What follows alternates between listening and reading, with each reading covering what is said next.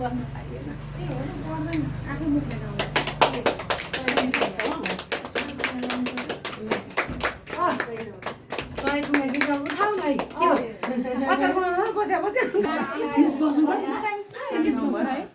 अब हाम्रो यो बसाइ कस्तो रह्यो हाम्रो शिक्षकले चाहिँ कसरी सिकाउनु भयो यो कार्यक्रमबाट चाहिँ तपाईँहरूले अब के बन्न चाहनुहुन्छ भनेर हामी सहभागीको तर्फबाट चाहिँ हाम्रो रेणु दिदीलाई म हार्दिक अनुरोध गर्न चाहे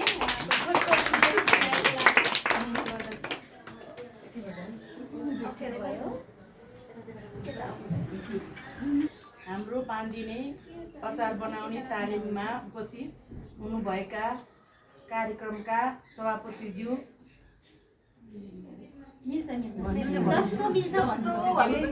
प्रमुख अतिथिज्यूहरू र मेरो सहकर्मी मित्रहरूमा म रेणु बोगटको तर्फबाट हार्दिक नमन।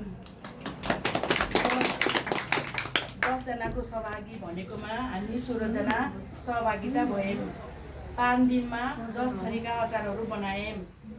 एडभान्स अचारमा गोमेरज्यूलाई यस तालिमबाट 4 जनाले भोलिबाट सुरु गर्ने भन्नुभएको छ। अचार हात उठाएको है, हात उठाउन न